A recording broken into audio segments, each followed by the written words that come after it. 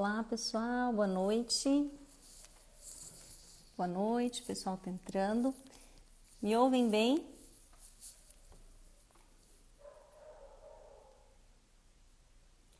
Bom, espero que o som esteja ok. Dessa vez eu tô aqui. Oi, Dani. Um beijo, amiga. Tá me ouvindo bem, Dani? Coloquei um cabo agora, porque algumas vezes o som não ficava muito bom. Bom, espero que estejam me ouvindo. Nós estamos começando hoje uma série que eu decidi fazer de lives, né, aqui no meu Instagram. Ao longo desses meses eu vim participando de várias lives, sendo convidada por pessoas muito queridas, né, para falar de assuntos que eu gosto muito. E eu decidi então, nesse mês de agosto, fazer as lives na minha página, né? Eu convidar as pessoas para falar sobre assuntos, sobre temas que eu considero muito importante e que eu já tenho falado também por aí. Mas esse mês de agosto é um mês muito especial para nós que somos nutricionistas, né? A gente passa o mês inteiro comemorando a nossa profissão, que é dia 31 de agosto. E eu não sei se é por coincidência, mas também é um mês que, em uma filosofia que eu sigo, nós agradecemos pelas bênçãos da agricultura. Então, nós agradecemos, né, a agricultura no mês de agosto e passamos também o mês inteiro homenageando e expandindo a nossa consciência sobre as alegrias, né, que nós recebemos através dessa dádiva da natureza. Então, eu resolvi fazer uma série de lives com esse tema, né, que é o tema do alimento, e a gente começar a refletir, né, como nós nos alimentamos e, por outro lado, o que nós estamos alimentando quando nós escolhemos o nosso alimento, né? O que nós estamos alimentando com o nosso alimento. Desde a nossa saúde, a saúde do planeta, né? A algumas questões sociais, econômicas, políticas, enfim. E aí eu vou começar hoje a live com um convidado que é um amigo muito querido, então eu vou chamar ele aqui, ele já até pediu para entrar. Não sei se todos vocês já conhecem, mas é o Danilo. Vou chamar o Danilo e vou falar para ele se apresentar. Danilo.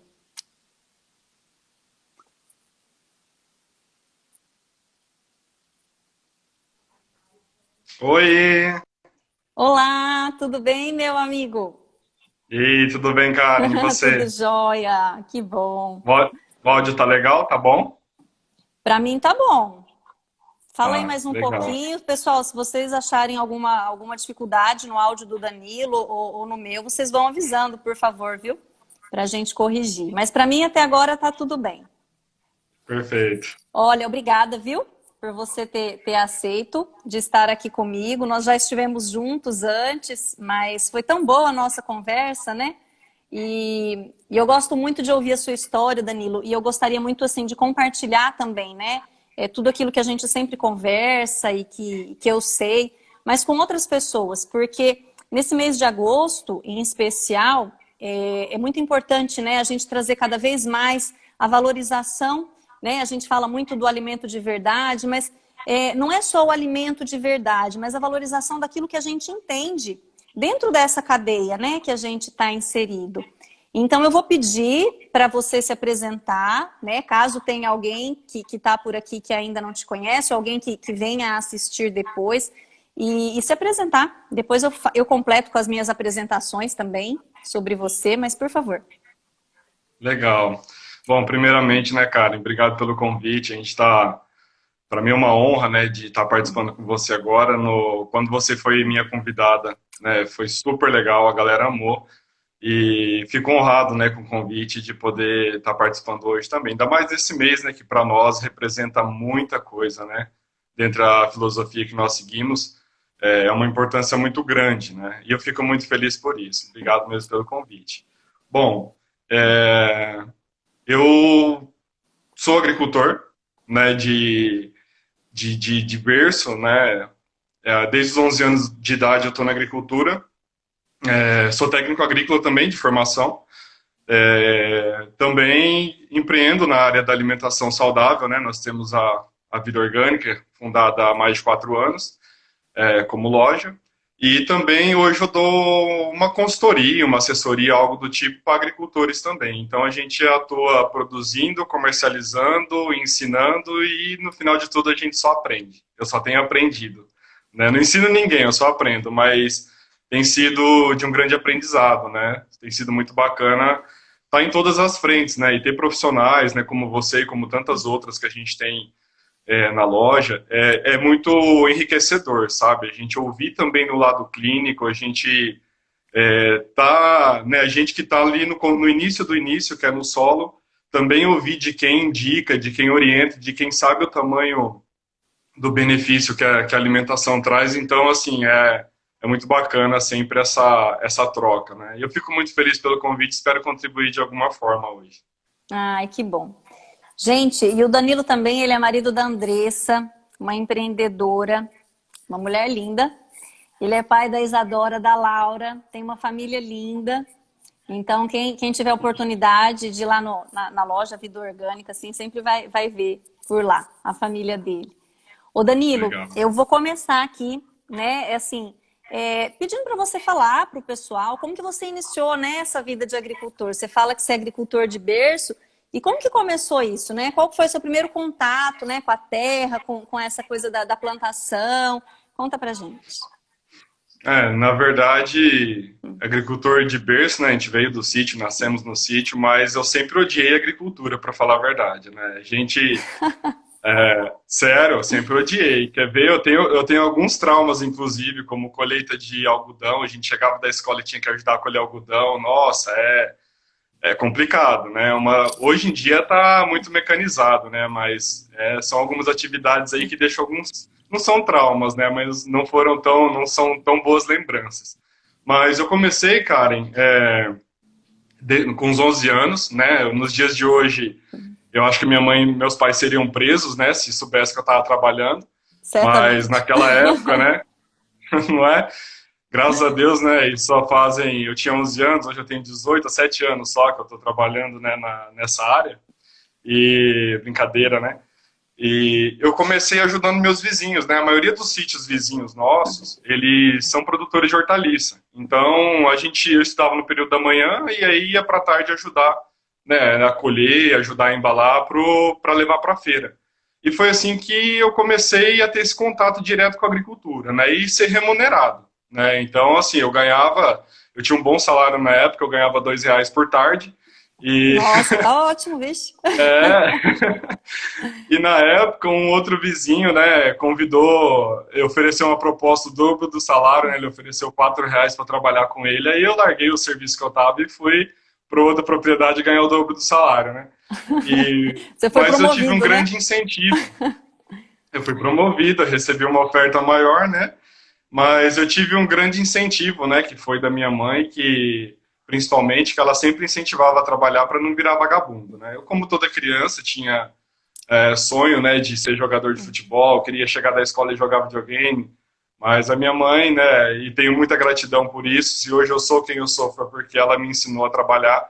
Então eu comecei ajudando os vizinhos, né, desde os 11 anos, aí quando eu tinha 16, 15 para 16, entrei na Fundação Mirim, aqui, aí me reinseri no mercado de trabalho, né, com essa proposta que a Fundação tem, né, e aí trabalhei por um ano e pouco, mais ou menos num supermercado aqui da Aí você cidade. saiu da terra nesse período, então? Eu saí esse período. Saí dos 16 anos, mais ou menos, 15 para 16 eu saí. E retornei depois com 17 para 18, já próximo de fazer 18. Aí foi onde meu pai começamos. Na época ele trabalhava na área da telefonia e ele foi demitido, então ele cultivava alguma coisa perto de casa. E aí eu sempre falava, pá, vamos começar, vamos plantar horta, né? Eu trabalhei a vida inteira, os vizinhos ali, né, estão se dando bem, então vamos começar. Em 2003 nós começamos, onde é até hoje, né, nessa área, de forma convencional mesmo ali. Eu tinha um pouco mais de conhecimento nessa área, né, por já ter uma experiência profissional desde os 11 anos de idade. Mas ele tinha muito mais experiência e muito mais vida de agricultura do que eu, né? Já há muito tempo. Porque ele plantava, ele não plantava ainda para vender, mas ele plantava por plantar, assim, para comer, É, enfim, né? a parte de olerícola, né? A parte de folhosas, principalmente, de verduras, ele nunca tinha tido uma experiência maior. Então eu tinha um pouco mais de experiência. Só que em contrapartida, ele sabia muito mais dos outros campos da agricultura, dificuldades e coisas que eu não vivia, né? Porque até então eu só ajudava lá os vizinhos. Então em Ô Danilo, 2003 nós iniciamos.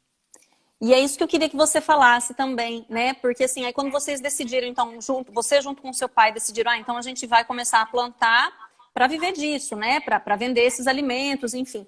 Como que foi esse começo, né? Você tinha sua experiência ali da adolescência, seu pai tinha um pouco de experiência, e para plantar assim, numa escala mais de produção, né? Como um trabalho mesmo de vocês, que método que vocês utilizaram? Porque você falou que vocês começaram a plantar no método convencional, né?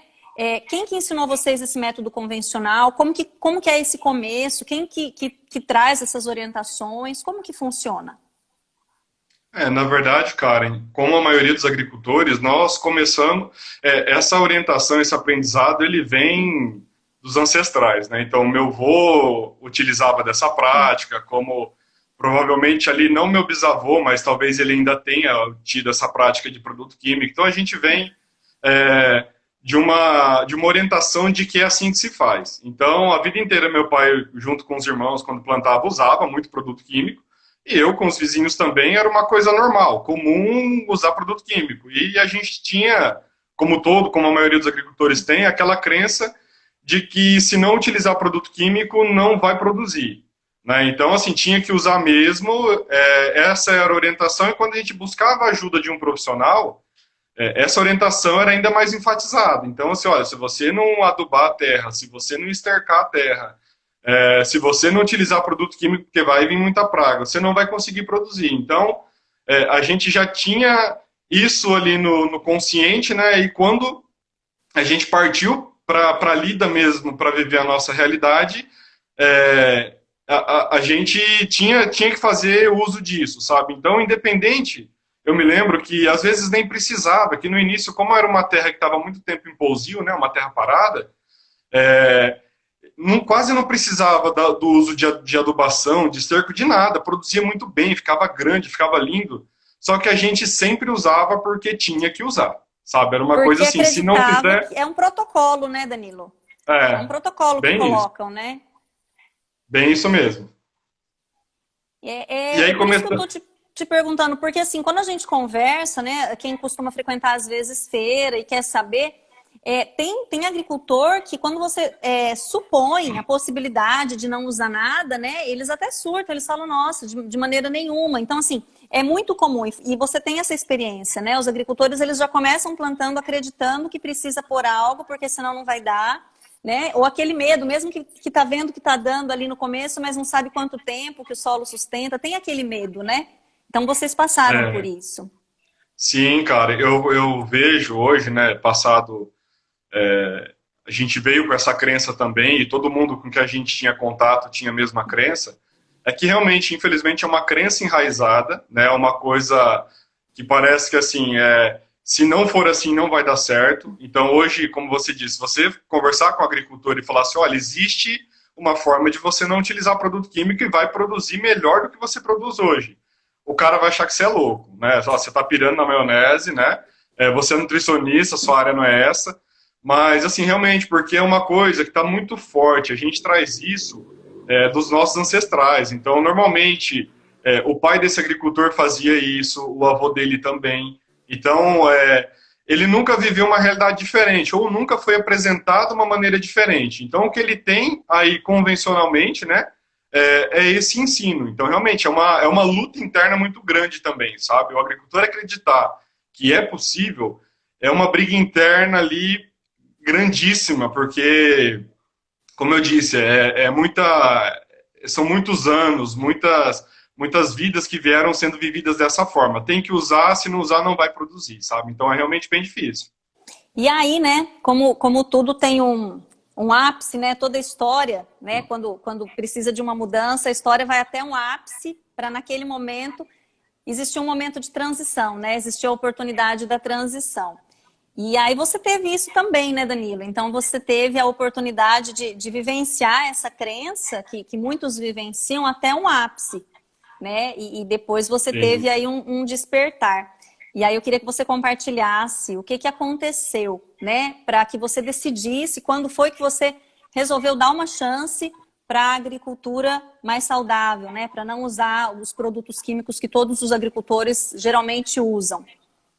Sim. Então, Karen, de 2003, quando a gente iniciou dessa forma, né, com o conhecimento que a gente tinha e utilizando o esterco, então, assim, eu era cliente número um do viver da granja aqui próxima, né? Então toda semana eu estava lá buscando esterco. E a gente no início, como eu disse, ia muito bem, mas com o passar do tempo, parece que a planta já não crescia como ela crescia no início. Já começaram a vir pragas diferentes, sabe? Então começava a dar pulgão, começava a dar vaquinha, outros tipos de praga ali. E parece que quanto mais a gente usava o esterco e o adubo químico direto no solo, mais vinham praga. E com isso a gente precisava pulverizar mais produto químico. Então, esse círculo vicioso, né, essa situação, ela foi até 2011, quando a gente viveu assim. Ao longo desse tempo a gente usou muito produto mesmo. Meu pai era quem mais pulverizava, ele era quem Nossa. mais, né, tava ali. E assim, meu pai a vida inteira era besteira esse negócio de EPI. É nada, isso aí não faz mal. Ainda falava assim, rapaz, para tomate fazer mal, você tem que comer uma carreta de tomate para fazer mal.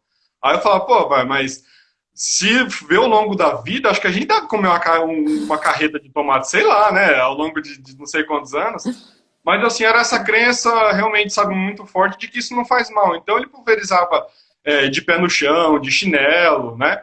E tem inclusive uma amiga que tem uma empresa de cosmético natural para orgânico, que ela fala uma coisa muito interessante, que isso me deu um alerta muito grande também, que a pele é o nosso maior órgão.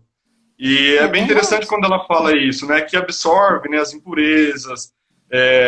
Então, assim, imagine o agricultor pulverizando, vindo tudo nele, e a pele absorvendo tudo para dentro do organismo, fora o que ele inalava, enfim. E então, do ano de 2003 até 2011, foram 8 anos dessa forma.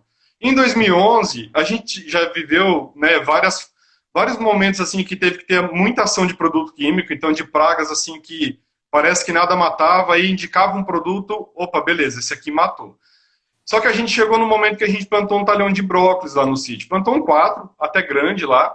E nesse brócolis começou a dar uma traça, uma mesma traça que ela dá na cultura do tomate. Então, isso por si só não era algo muito normal. Porque ela era uma praga que geralmente aparece em outra cultura. Mas estava ela ali no brócolis. E ela ia comendo toda a folha. Ela come tudo que retalha. E aí, como a gente aprendeu, né, desde o primário, que a planta precisa fazer fotossíntese, né, metabolizar a energia do sol, enfim. Sem isso, sem folha, a planta ela não ia sobreviver, por mais que tivesse nutriente no solo, enfim. Então, a gente buscou orientação com o agrônomo. Eu, na época, nem informação nenhuma tinha. E aí, fomos no agrônomo, ele indicou um produto.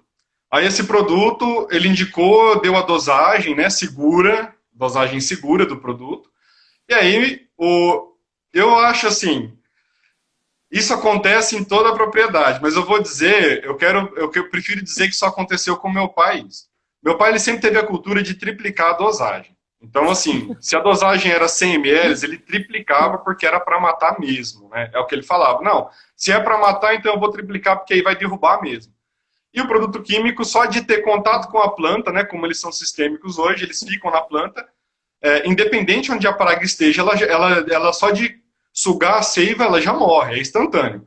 Só que aí meu pai triplicou a dosagem, pulverizou no dia seguinte, estava tudo do mesmo jeito. Não tinha acontecido nada, elas estavam lá vivinhas. E aí a gente foi no agrônomo de novo, esperou uns dias, foi lá no agrônomo de novo, uns 3 dias, se eu não me engano, levou folha para ele, mostrou a praga. Aí ele falou, ó, tem esse outro produto. Aí indicou outro. Segundo produto. Aí nós chegamos no sítio que meu pai fez, triplicou a dosagem e pulverizou. Beleza, do mesmo jeito. Nossa, é Terceiro uma traça produto. Highlander essa. Ela sempre voltava. Terceiro produto, quarto produto, no quinto produto, isso já tinha mais ou menos um mês e pouco. Pena que na época, né, os celulares nem tinham fotos, nem tinham câmera, a gente não registrou isso. Mas assim, estava num estado já calamitoso. A planta estava só mais o caule ali e a folha toda comida. E aí eu lembro que aí meu pai já estava pé da vida, nós, né? E aí o agrônomo, eu lembro que ele falou assim, olha, esse é o último produto. Se esse aqui não matar, nenhum mais mata. Então, assim, se não matar, só tem uma solução. Enterra tudo isso daí, porque essa praga está ultra resistente. Aí, chegamos lá no sítio, né? E o que você acha que meu pai fez? Triplicou. Triplicou a dosagem. Então, desse produto que era o que ia matar. E aí ele triplicou a dosagem e pulverizou. No dia seguinte, Karen, a gente já foi cedo, né? Chegou, já foi cedo para ver se tinha matado. E realmente tinha matado. Tinha matado passarinho que vivia no local, anu, rolinha, pomba do ar. Conforme a gente ia andando, debaixo da saia assim, do brócolis, né, a gente fala saia debaixo das folhas, a gente ia vendo passarinho morto. Então tinha um aqui, tinha um ali. Só de estar em contato, com esse produto, da noite para o dia, eles morreram. E aí meu pai já, eu falo meu pai, mas eu também, tá? Nós já ficamos pé da vida. E aí engatamos o arado no trator e começou a enterrar. Começou a enterrar. E como você já foi no sítio, ele é dentro da cidade, tem muita gente que cria galinha, cria porco ali perto, né? Ainda é uma área que tem ainda uma concentração de pessoal com área rural. E também tinha uma menina que gostava muito de bichinho, inclusive hoje ela é veterinária, que ela criava coelho. Então todo dia, no início do dia ou no final da tarde, ela ia buscar o resto das folhas que a gente limpava, né, para mandar para o supermercado. E ela, nesse dia, ela foi de manhã, na hora que meu pai estava enterrando. Estava passando o arado lá em tudo. E aí ela chegou e ainda brincou com ele, ô Zé, o que você está fazendo, enterrando tudo aí? Aí ele falou, olha, pega o que você quiser aí, porque eu vou acabar com tudo. Aí ela encheu um saco com as folhas do brócolis e foi lá tratar dos coelhos dela. Isso era umas 9 horas da manhã, mais ou menos. Quando foi meio-dia, cara, essa menina chega desesperada, chorando. Mas chorando de soluçar. Ela falou assim, meu pai falou, o que foi? Ela falou assim, Zé, não sei o que aconteceu, acho que deu uma virose lá nos meus coelhos, eles morreram. 12 coelhos morreram em 3 horas. Então, assim, nós sabíamos o motivo dessa virose, né? Nós sabíamos que ela não veio de um vírus. E nesse dia, então, no final da tarde, a gente sentou para conversar. E até às vezes me emociono porque eu lembro que foi muito forte isso, sabe? E eu falei assim, pai, o que a gente está fazendo, sabe? Na nossa missão de agricultor, o que a gente está produzindo? O que está indo para a mesa das pessoas, sabe? Refletindo um pouco, a gente chegou até a pensar assim, eu pensei, né, poxa, e mãe que está iniciando a introdução alimentar, que está, né, dando brócolis, né, e outros itens também, né, que estão dessa forma. A técnica, né, é muito utilizada principalmente hoje de BLW, né, para incentivar a criança a pegar seu próprio alimento. E a criança está colocando o que na boca, sabe? E aí, Karen, nesse dia a gente decidiu que precisava mudar.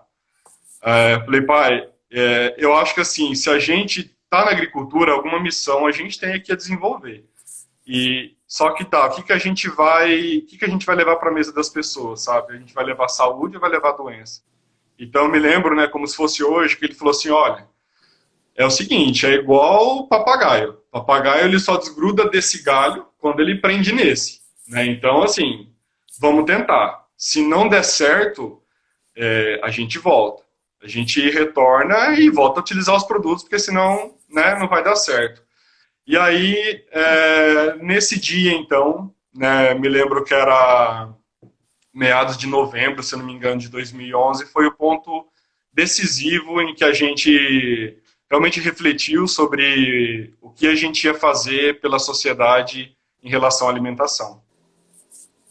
Nossa, é linda essa experiência, né, Danilo? E aí a gente pensa assim que na verdade foi até uma grande proteção, né, de terem esses passarinhos, de ter esses coelhos, né, tadinhos, porque se não tivessem os animais para mostrar, né, a periculosidade dessa carga de venenos, iriam para as pessoas, né? Como assim? Como vão hoje em dia, né? Muitos ainda. Mas assim, que proteção que vocês tiveram de ter uma amostra da natureza, né? Do que vocês puderam vivenciar. E aí eu Sim. tenho essa curiosidade, né? Para saber quando o agricultor decide fazer essa transição, né? Depois que você teve esse despertar, onde que vocês encontraram apoio? Como que foi essa experiência? Deu tudo certo logo de cara? Eu queria que você contasse isso também. Na época eu lembro, eu tive duas pessoas, cara, eu acho assim, se a gente quer levar alguma mudança, alguma coisa, se a gente quer fazer diferença, né, até cito uma frase do Almirante Williams, né, que ele é da Marinha, CEO da Marinha Americana, tem até esse trecho no YouTube que ele fala assim, se você quer transformar o mundo, começa arrumando a sua cama. Então, assim, eu tive duas pessoas que me deram essa grande lição, uma foi o Sr. Takashi Fukumoto, que era da área contábil, mas que tinha um amor pela agricultura imenso. Esse japonês nunca me desamparou, sabe?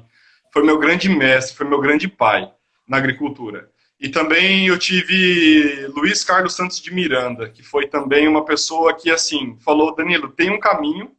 A Fundação Mokti Okada, ela dá apoio para agricultores, né, na transição, isso naquela época, hoje não mais, esse setor na fundação, ele migrou para outra empresa, mas ele falou, olha, vamos procurar então o pessoal de lá para eles te auxiliarem.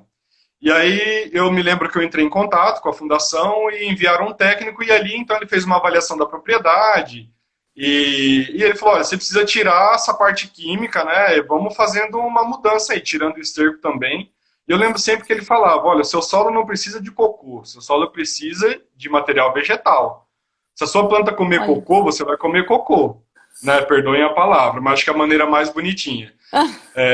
Então, assim, ele falou, não tem mágica aí na coisa. Ela comeu cocô, você come cocô. Então, assim, isso não é vida para o solo. O solo precisa, né? Falava, lembra, citava Mokti Okada, né? O preconizador da agricultura natural. Lembra da mata. A mata, ela é rica em matéria orgânica. Ela mesma mostra a lei do ciclo da vida. Ela própria se regenera, ela própria se mantém e ela só acaba se o homem intervir. Então, assim, o princípio é esse, é o seu solo ter vida.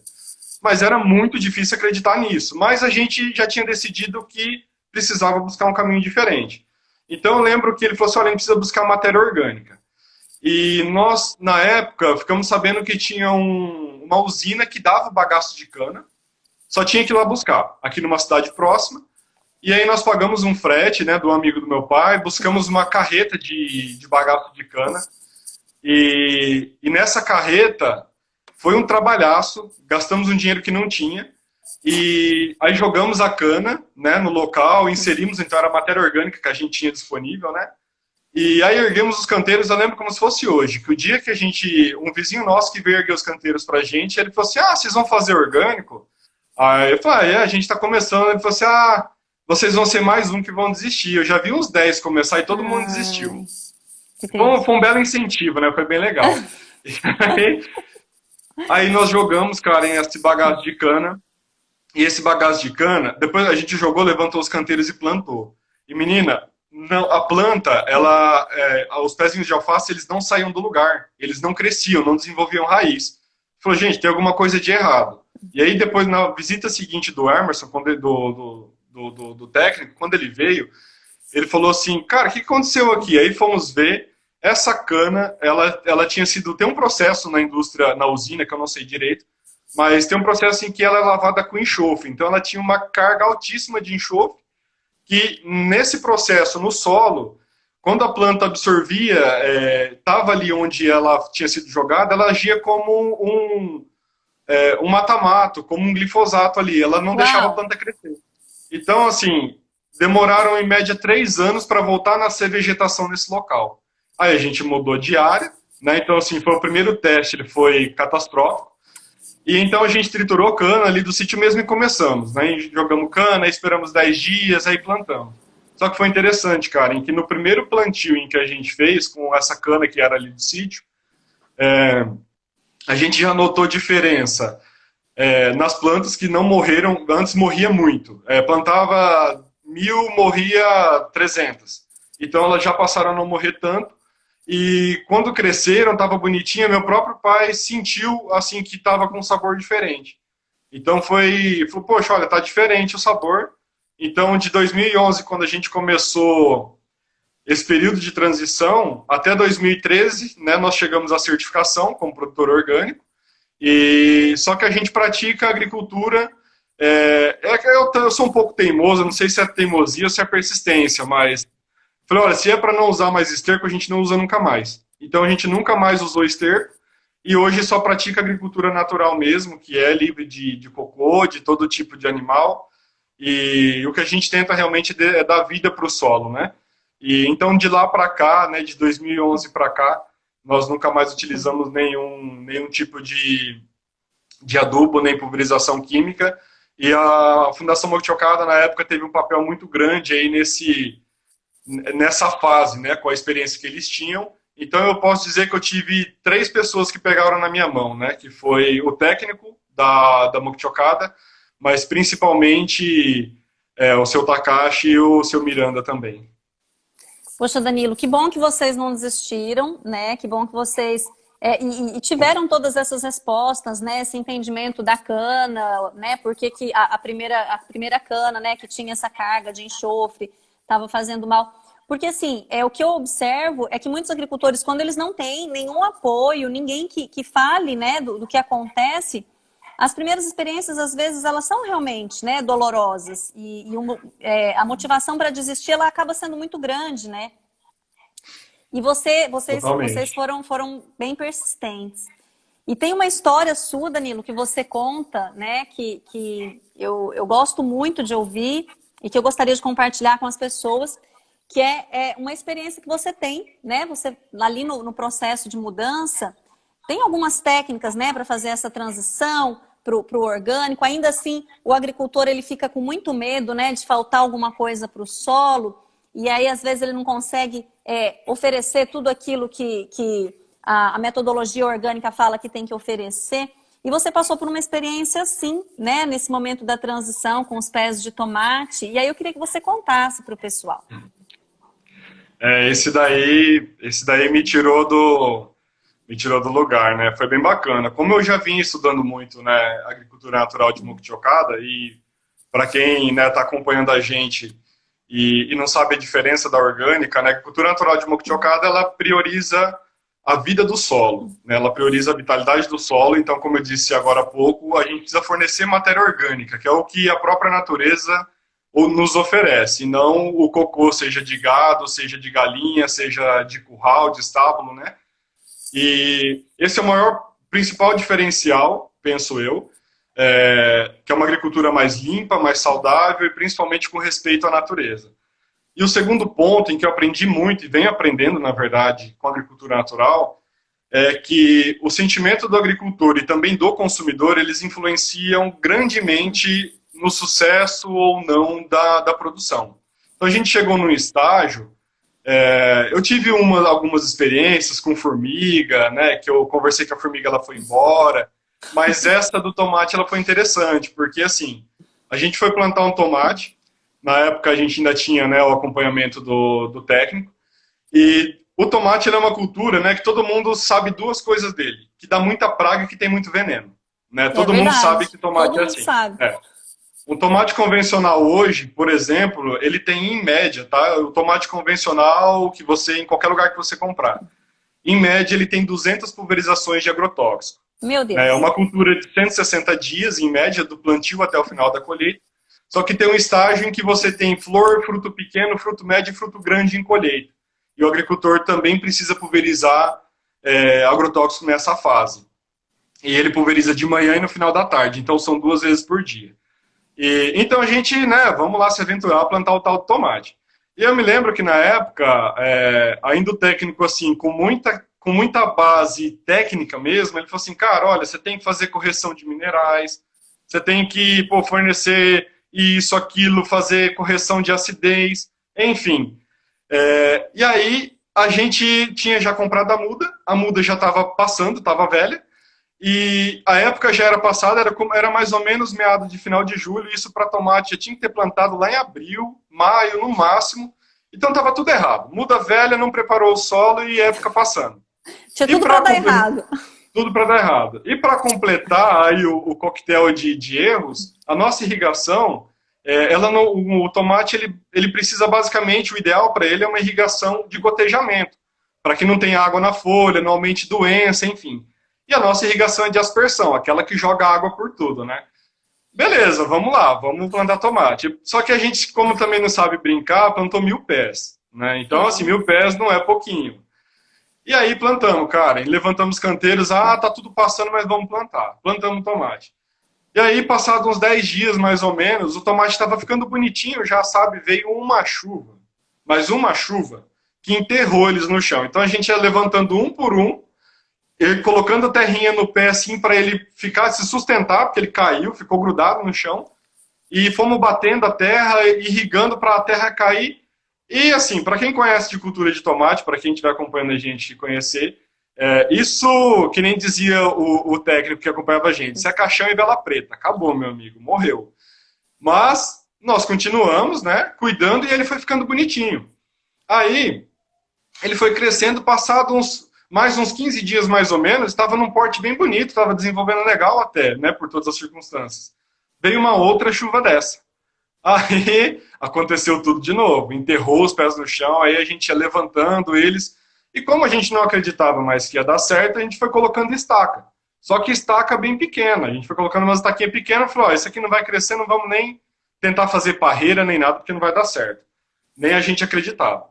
Aí passado mais uns 10 dias mais ou menos, tinha a visita dele, do técnico. Aí quando ele chegou, já estava vindo os primeiros frutos. Esses primeiros frutos, eles estavam vindo... dá uma ponta, na ponta do tomate, ele fica preto. Alguns chamam vulgarmente de bunda preta, mas é deficiência de cálcio, na verdade, isso. E também começou a vir com broca, enfim, os primeiros frutos já vieram assim, não ia dar certo. E quando ele veio, e que ele foi lá na área, ele olhou e falou assim, cara, o que você fez aqui? Eu falei, olha, isso assado, né? Contei a história, ele falou assim, posso te falar uma coisa? Eu acho que vai dar tomate pelo menos para você fazer uma salada lá na sua casa, para vocês comer, vai dar. Foi Cara, motivador. pra que ele falou isso, sabe? Nesse dia, assim, na hora que ele me falou, sabe quando a gente sente dá aquela estremecida por dentro, não, um misto de frio na barriga com raiva. Falei assim, peraí, pensei comigo, Pegou né? no ponto, Como né? assim? Como assim ele tá falando o que vai acontecer? Não é isso que eu tô aprendendo. Não é isso que a agricultura natural vem me ensinando, sabe? E aí isso ficou martelando na minha cabeça, até ele ir embora. A hora que ele foi embora, eu fui lá no meio da planta, lá no meio desses pés de tomate, e aqui pode ser que algumas pessoas se identifiquem, né? Mas eu não sei se eu sou o único louco, né? Mas eu costumo conversar com planta de vez em quando. Na verdade, na verdade, já achei uma. Na verdade, todo dia. Então eu fui lá no meio e falei, no meio dos pés de tomate, falei mais ou menos assim. Falei, olha aqui. Falei em voz alta. Eu olhei primeiro em volta, né, para ver se não tinha ninguém. Me olhando, né, falei, agora esse camarada ficou louco mesmo. Falei assim, olha aqui, eu não acredito no que ele falou, tá? Eu acredito em vocês. Eu acredito que vocês são criações divinas, também assim como eu sou, e que vocês têm uma missão a cumprir. As pessoas têm medo de comer vocês, do tanto de produto químico que vocês têm. Então eu queria pedir para vocês uma coisa, que me permitam oferecer para as pessoas um tomate que transforme a vida delas. Um tomate que não leve medo, e sim satisfação, felicidade. Um tomate que possa realmente mudar a vida delas. E principalmente que elas percam esse medo de vocês, sabe? Eu acredito em vocês. E aí eu fui embora, olhei, né, não tinha ninguém mesmo vendo, graças a Deus. E eu fui embora e vida que segue.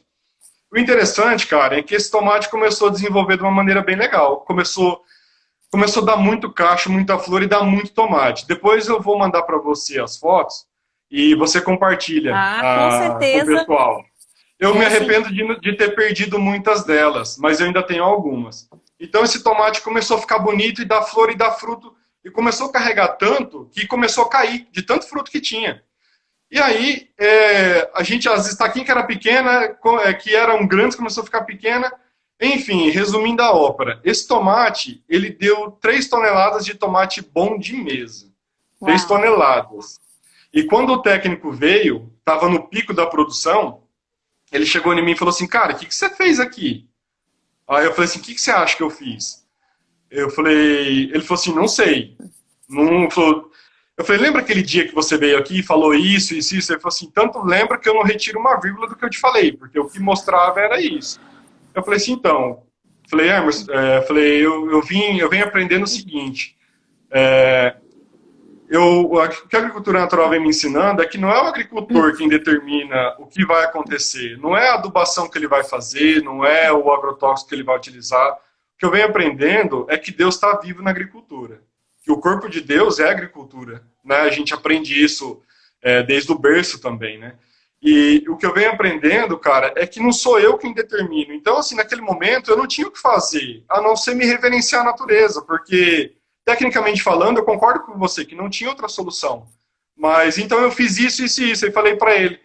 Aí ele falou assim, cara, né, eu lembro que ele se emocionou na época, até meu irmão falando aí, ô Diegão, sim, esse tomate, para ter ideia, né, os últimos 600 quilos, que foram tomates fraquinhos, eu levei para um amigo em Serra Negra, que tem um restaurante lá, e para ele fazer molho de tomate. Os últimos 600 quilos que não eram de padrão de mesa. E o legal, Karen, é que eu encontrava as pessoas no supermercado, né, na época que eu fornecia, e elas vinham me falar assim, moço, o que esse tomate tem de diferente? Porque ele é muito doce, ele não é ácido. Eu nunca comi um tomate tão gostoso na minha vida.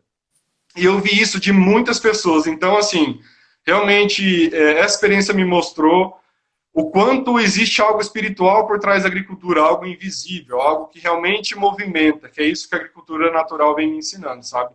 Então foi uma experiência aí que não vou levar para o caixão comigo, né? Eu quero sempre dividir, porque me fez, assim, foi um outro divisor de águas nessa época. Experiência linda, Danilo. Obrigada por compartilhar com a gente, viu? É E isso. assim, a gente sabe que não são só de flores, né, que acontecem. Você teve muito sucesso, né, muita história de sucesso, de ter conseguido acreditar na agricultura natural. Isso é muito bonito, né, muito gratificante. Mas a gente sabe que existe uma realidade. Mesmo que a gente encontre vários agricultores que, assim como você, tenham experiências, né, positivas assim, vindas da agricultura, do solo e da natureza, depois que Sim. esse produto é colhido, o agricultor precisa vender, né, disso que ele vive. E aí eu queria que você compartilhasse um pouco assim dessa dificuldade, como que funciona isso, né? Como que é esse mercado, né? E como que é para o agricultor familiar quando ele oferece esse produto no supermercado, né? Fala que é orgânico, e aí tem todo esse investimento. Como que é o retorno disso, Danilo? Olha, Karen, a gente iniciou, né, a venda para supermercados, né, até meu irmão aí foi quem na época trabalhava nesse primeiro supermercado, né, que inseriu a gente. E essa relação, né, eu vou falar de uma forma ampla, que é o geral que acontece, né? Hoje eu forneço ainda mantenho o fornecimento para alguns supermercados, mas em geral a regra é assim. Eu não sei se o pessoal que está acompanhando a gente sabe, mas o agricultor, são difíceis, são raros os agricultores que vendem de uma forma direta para o consumidor final. A gente tem muitos poucos modelos hoje que permitem ao agricultor estar direto com o consumidor final. Então, normalmente ele acaba na mão do atravessador, ou seja a CEAGESP, ou ele tem que ir para o supermercado, o ponto de venda, para quem vai revender. Só que existe uma cultura cretina, me perdoe a palavra, instalado nos supermercados, que é 100% consignado. Então, não sei se o pessoal sabe disso, mas o que hoje está no supermercado, aquelas bancas lindas, sabe, que enche o olho, a gente enche o olho quando vê, ali o supermercado ele não vai perder uma única maçã, um único pé de alface. Quem vai perder é quem forneceu. Então, infelizmente, é tudo consignado. O agricultor ele só recebe no final do mês, quando é fechada a nota fiscal, então o que ele entregou ao longo do mês não é vendido. Então, no final do mês, eles vão puxar lá no sistema o que realmente vendeu. Então, você faz a nota de venda e daqui mais 10 dias a gente paga. Então, ele demora, um exemplo do alface, 40 dias para produzir um maço de alface. O abençoado do trabalhador da feirinha, do supermercado, ele não tem coragem de borrifar água no alface. Então, esse alface, normalmente, ele murcha com um dia. No dia seguinte, a gente não aceita mais esse alface murchinho. Sim. Então, ele é jogado fora. E o agricultor ainda tem que esperar o final do mês para aí daqui 10 dias, no mínimo, ele receber. Tem redes, grandes redes, inclusive, que são 60 dias, sem ele saber o quanto ele vai receber. Então, infelizmente, essa cultura está instalada. eu falo que é uma das grandes metas de vida minha é encontrar uma forma disso acabar, de o supermercado dividir essa conta. E a gente, eu vejo que também muito disso tem culpa nossa, sabe? Tem grande parcela nossa. Inclusive no campo, sabe? Assim, direto com o agricultor, até mesmo na feira. A gente fala que valoriza o produtor local, mas a gente, na verdade, quando chega na feira, a gente quer o tal do BBB, que na agricultura normalmente não existe, que é o bom, bonito e barato. Né? Para ser barato, para ser bonito mesmo como a gente quer, infelizmente o agricultor precisou, ao longo do tempo, se vender. Eu conheço muitos, né, que não queriam utilizar produto químico. Mas se ele não utilizar, o consumidor não vai comprar aquela couve com furo, não vai comprar aquela berinjela torta, aquele pepino torto. Então ele tem que se utilizar de artifícios para isso, sabe? E eu vejo também, Karen, que dentro disso a gente precisava conhecer o agricultor que cultiva nosso alimento, sabe? Eu acho que a gente é a base da nossa vida. Você mais do que ninguém na sua profissão lida com isso. E eu, como agricultor também, conhecendo vários outros agricultores, eu digo que a agricultura convencional está no estado calamitoso. Tanto para o agricultor que está sofrendo no campo com essa condição indigna com o trabalho dele, que não é reconhecido nem valorizado, muito menos remunerado. E o consumidor também não tem ideia do que está comendo. As pessoas não têm ideia da carga de produto químico que hoje chega na mesa dela. Eu acho que as pessoas deveriam se preocupar um pouco mais com a origem do alimento. Aí alguém pode perguntar assim, mas o que tem a ver? Eu vou no mercado e compro o que eu quero, na hora que eu quero, né? Olha, eu digo o seguinte, deveria se preocupar sim, porque um tomate, né, que todo mundo tem medo, todo mundo fala do pimentão, tomate e morango. São os 3 grandes medos. Mas olha... Eu digo, Karen, que todas as culturas hoje estão altamente intoxicadas. Todas. Não tem mais nem menos. O pessoal pergunta, eu falo, gente, eu não livro um alimento de convencional. Nenhum. Eu não sei o que eles andam passando, né? Não dá para saber. Nenhum. Olha, eu conheço produtor em determinada cultura, um exemplo de batata doce, que todo mundo acha que batata doce não tem produto químico. Batata doce, nunca usou. Eles usam um produto que é proibido e usam muito, mas muito. Isso eu ouvi de 2 agricultores que são produtores conversando entre eles. E eu não estou falando brincadeira, nem querendo fazer nenhum marketing terrorista, não. Eu estou falando da realidade, do que eu vejo hoje. Então, nós deveríamos, pelo menos, saber, ir lá na feira, seu fulano, eu posso ir lá conhecer? O senhor realmente faz uma agricultura diferente? E leva, sei lá, ajuda ele, mostra para ele um caminho diferente, porque a gente está falando de algo que a gente coloca dentro do nosso organismo no mínimo 3 vezes por dia. Eu coloco 6, 7, até 10 às vezes, que eu como o dia inteiro.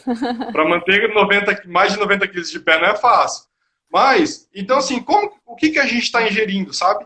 Então acho que as pessoas deveriam se preocupar um pouco mais com isso e entrar para uma CSA, conhecer o agricultor, enfim, é assunto para possivelmente para uma outra conversa, mas acho que a gente deveria tentar ir mais na base, no começo do começo, que é o que está na minha mesa, que é o alimento. Como que ele está chegando? Como que ele está sendo cultivado, sabe? É isso mesmo, Danilo. E eu fico muito contente de ter, assim, experiência vinda de um agricultor, né, que compartilha a sua história de transição e que pode nos dizer, né, até onde que foi esse ápice, né, para a sua própria consciência também, de fazer a transição, porque você tem a responsabilidade da missão, que é o seu trabalho, né, de levar a saúde para as pessoas, mas eu também gosto, né, e eu sempre falo isso, né, no meu consultório, nas palestras, em todos os lugares que eu tenho oportunidade. A consciência, a gente cobra muito a consciência do agricultor, né, em levar a saúde para as pessoas através do seu trabalho ali do plantio. Mas a gente precisa cobrar também a consciência de quem compra o alimento, de quem escolhe, né, da sociedade, da comunidade. Por quê? É a gente que mantém esse sistema, né? Então, se a gente continua comprando convencional, para o agricultor, é lógico que ele vai continuar vendendo convencional, né? Se a gente não entende as necessidades dele, os desafios dele, e a gente não valoriza o agricultor que está ali experimentando fazer essa transição, ou até mesmo que já fez, né? Fez a transição, nem sei se todos tiveram a alegria de ir conversar com a plantação que nem você, se tiveram sucesso na transição. Então, a gente não sabe pelo que eles já passaram. E aí, na hora que vai comprar, o pessoal acha caro, aí o pessoal quer, né, só comprar o que está na feirinha, o que é barato.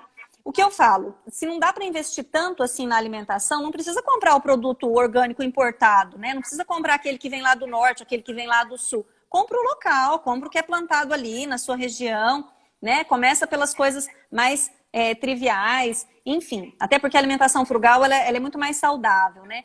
Mas eu gosto que você traz essa história porque essa é a nossa responsabilidade, né? Tanto que o tema, né, a temática é justamente isso, né? O que a gente alimenta com o nosso alimento, né? Que política que a gente alimenta, né? Que esquema de plantio que a gente alimenta. Então, assim, tá nas mãos de quem compra, de quem consome, né? Essa consciência também. E conhecer, né, o agricultor, nem que seja para ir na feira, nem que seja para saber como que ele vive, né? O que ele planta, estimular a plantar uma coisa diferente, enfim. Né? Mas assim, essa responsabilidade ela é de todos nós, né? E eu fico contente assim que partindo do agricultor, no seu caso, ela já tenha, né, tido tanto resultado positivo. A gente não vai ter tempo para explanar muito, mas eu queria deixar aqui, né, para as pessoas que ainda, caso não saibam, né, que o Danilo ele ainda auxilia outros agricultores a fazer essa transição, né, Danilo? Então, ele tem um trabalho muito bonito com agricultores ali do assentamento, né? Tanto auxiliou eles a fazerem a transição, como auxiliou a iniciar uma CSA em Presidente Prudente, né? Então, ele faz isso assim para que esses agricultores tenham com quem contar, né? Para quem adquirir os alimentos que eles estão ali plantando no método de agricultura natural, né? Tendo essas experiências felizes com a agricultura, com o solo, com a natureza. Então, assim, é mais um trabalho que você faz que você está de parabéns, né? E que me traz muita alegria de poder compartilhar. E aí eu queria, né, que você ficasse muito à vontade, né, agora, assim, a gente está nos minutinhos finais, para deixar a sua mensagem como agricultor, como empreendedor, né, como alguém que conhece a vida de outros agricultores. Você já deixou muita mensagem para a gente, mas assim, queria que você, né, representasse aí a sua classe. E também eu sei que você faz um trabalho de divulgação, né, de informação, que você tem as lives na página da Vida Orgânica, que você compartilhe com a gente quais serão as próximas lives para o pessoal também poder seguir. Então, você fica à vontade. Legal.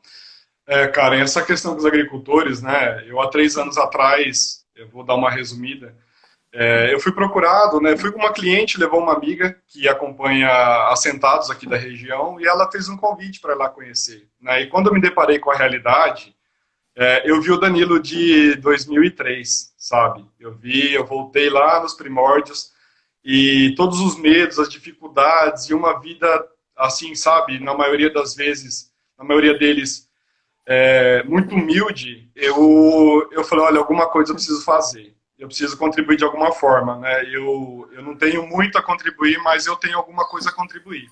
E foi legal, que nem a minha proposta para eles foi ajudar de forma gratuita, eles a migrarem, né, a ter uma produção mais, mais sustentável. E o interessante foi que eu encontrei muita gente já com essa ideologia lá, mas que precisava de um empurrãozinho, assim como eu tive daqueles 3 grandes amigos há uns anos atrás. Então, nós começamos, né, um trabalho com alguns agricultores e no meio desse caminho surgiu a CSA. Como eu não poderia ajudar eles de forma comercial, né, porque na loja a gente só trabalha com o que realmente é certificado, eu lembro, né, que passou reportagem no Globo Rural há 2 anos atrás e a sua ilustre pessoa foi uma das entrevistadas, né, e lembro, eu te liguei, cara, me conta mais como que é, tal. Ligou no mesmo dia. E você, né, como eu, quando não é um convite, é uma convocação, nós reunimos, começamos a CSA, e hoje, então, né, 4 agricultores já estão com a vida transformada, com reconhecimento digno do seu trabalho, né, a CSA Prudente hoje conta com 36 famílias, e é um trabalho maravilhoso que eu convido todo mundo a conhecer, sabe? Como temos pouco tempo também, só abrindo um parênteses, né, para o que você vinha dizendo anteriormente, eu vejo, Karen, que assim, como você falou, é o consumidor quem determina. Realmente, o consumidor quem determina o preço, quem determina a oferta, quem determina onde ele vai encontrar orgânico, sabe? Eu vejo que assim, muita gente tem a questão de que é caro. Muita gente fala, nossa, orgânico é caro. Mas existem, no meu ponto de vista, existem 2 vertentes. A primeira, o lado benefício. As coisas que realmente têm valor não têm preço, né? Mas, claro, existe o preço que é caro. E ele tem motivos para ter. Só que eu vejo que a maioria das pessoas, ela quer começar, como você falou, pelos itens mais caros. Eu sempre oriento que comece com cheiro verde. A gente tem cheiro verde, salsinha, cebolinha, não quero fazer propaganda, mas já fazendo, a preço de mercado. Então, assim, começa, sente o sabor, né? Vai na agricultura, consome uma cesta da CSA, enfim, sente a diferença na durabilidade na geladeira, no seu organismo, eu acredito que não vai ter uma única pessoa que não vai sentir a diferença desse alimento no seu organismo. E o outro, eu vejo que é o valor com que a gente dá para as coisas. Eu fui convidado para uma palestra numa equipe de segurança aqui, e só tinha guarda-roupa. Eu era o menorzinho lá da galera. E eu lembro que ele falando tal, e chegou na questão preço. Aí um cara, né, falou assim para mim, pô, mas quanto custa o quilo de tomate? Eu falei, em média 13, 14 reais. Nossa, aquilo foi um couro, né? Nossa, meu Deus, que caro. Eu falei assim, é caro, né? Eu falei, então, o tomate ele tem média convencional 200 pulverizações de agrotóxico, o orgânico não tem nenhuma. Então, assim, eu acho que isso é uma conta, né, bem diferente. E outra, se a gente sair daqui e tomar uma cerveja no bar, eu duvido qual de vocês vão perguntar o preço. A gente só vai pedir a mais gelada. No final, nem que a gente passe o cartão, a fatura vai arrebentar, mas a gente não quer nem saber. Então eu falei para ele, qual que são os seus valores? A saúde da sua família ou o seu bem-estar momentâneo? Então, esse cara, inclusive, se tornou cliente. É uma questão de consciência, sabe? Quando a gente muda o nosso sentimento e muda a forma de enxergar, e começa pelo mais simples, o que é mais acessível, toda essa ótica ela passa a mudar. A gente vê esse todo, vê o benefício e começa a gente realmente a entender qual é o princípio da coisa. Não é para ninguém fazer compra de mês, mas vamos começar que quanto mais procura, o mercado vai se movimentar para ter mais oferta, mais Danilos, mais vidas orgânicas vão surgir aí e o preço vai reduzir, isso é a lei de mercado, tá? Só fazendo um paralelo a isso. E, Karen, eu acredito, assim, muito nessa informação que a gente precisa levar, sabe?